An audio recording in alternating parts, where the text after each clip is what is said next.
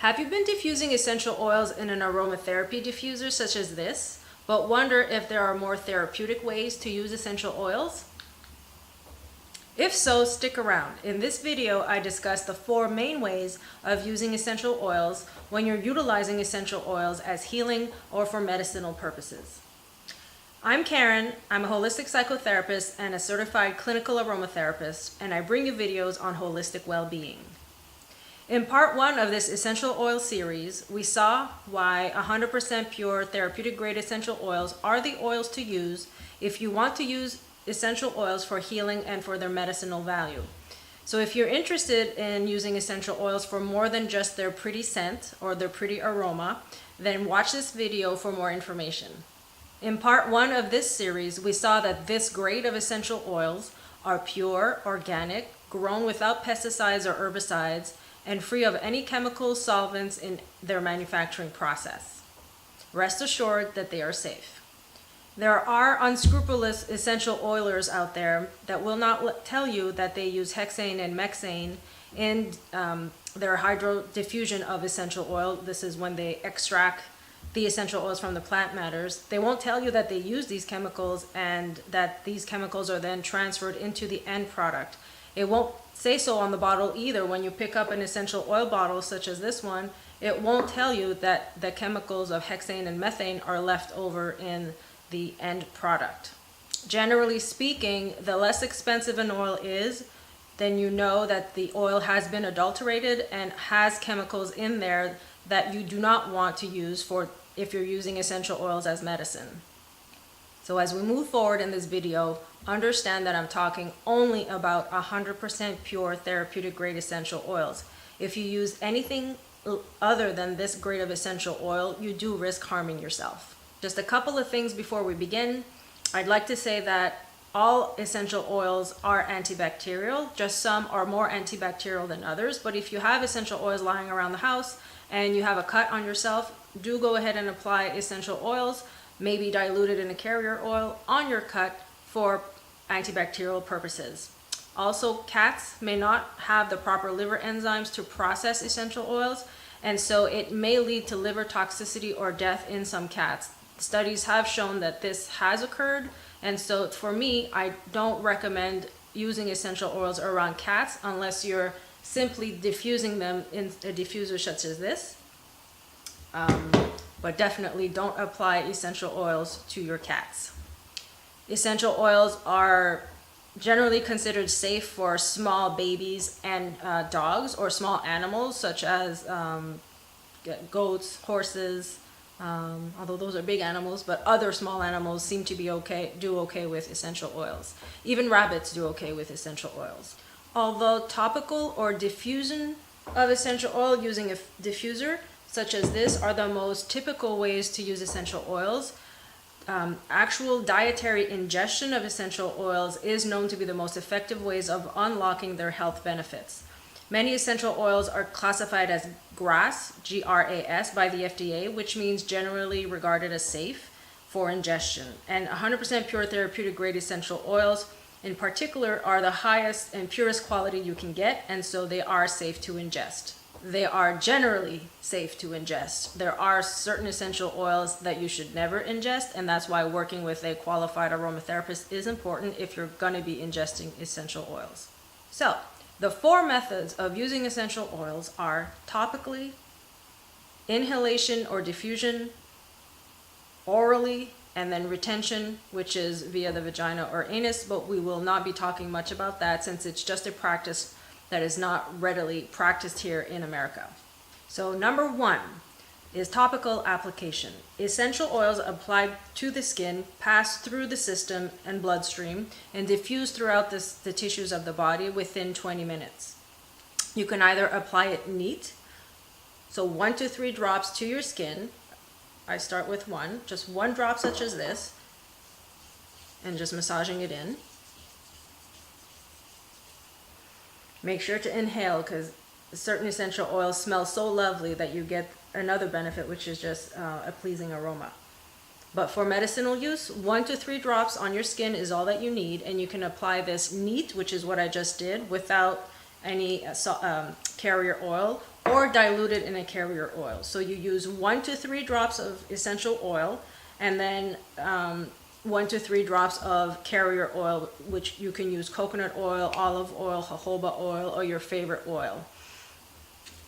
And you can do this using 1 essential oil or 2 to 3 essential oils. Combining essential oils together, 2 different oils, 3 different oils, or 4 different oils, actually creates a synergistic effect and makes the blend even more effective than a single oil.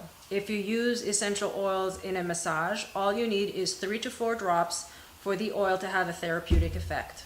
So the prescription to use essential oils as medicine or to heal is to use 1 to 3 drops, either neat or in a carrier oil. Again, if your skin has sensitivity, then go to a diluted version, which is 1 to 3 drops of essential oil in an equal amount of carrier oil. And then you apply that to your affected area. For instance, if you have a burn on your arm, you would apply lavender essential oil, either neat or diluted in an equal amount of oil or water. You could also dilute it in water and apply it 3 times a day. So it's 1 to 3 drops of essential oil, neat or diluted, 3 times a day. One of my favorite ways of applying essential oils is to the soles of my feet. I often refer to this chart, this VitaFlex chart, which shows the different parts of the body represented in your feet. And so the big toe represents the head. And so when I have an overactive head, when I'm constantly thinking and just can't get to sleep, I'll often apply essential oils directly to my big toe. You can find this VitaFlex chart online. Just go Google VitaFlex chart.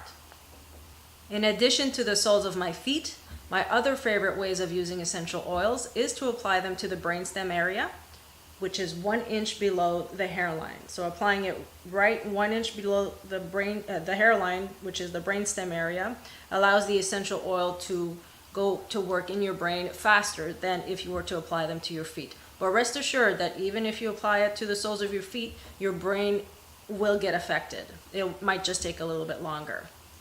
If you're going to use the following essential oils, it is necessary for you to dilute them in a carrier oil or a little bit of water. Do not apply these directly to your skin.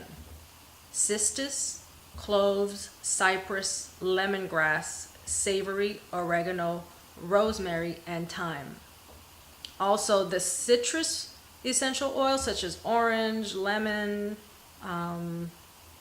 tangerine, lime, they tend to have a photosensitive effect, which means that if you apply essential oil on your skin, those essential oils on your skin, and then you go out into the sun, you will get redness. It's not necessarily a bad reaction. It just means how they react to exposure to sunlight. And a note on reactivity or allergic reactions. If you get a red little rash from applying essential oils, know that it's actually not an allergic reaction. Allergic reactions require peptides and proteins, and these are removed during the distillation process. So your end product, essential oil, does not contain any peptides or proteins, and so it's impossible for your system to have an allergic reaction to it. It's just a sensitivity, or your body is having a detox reaction. You can simply rub carrier oil on it until it subsides, but do not rub water on it. You would need to rub it with a oil. The second way to use essential oils is through inhalation or diffusion.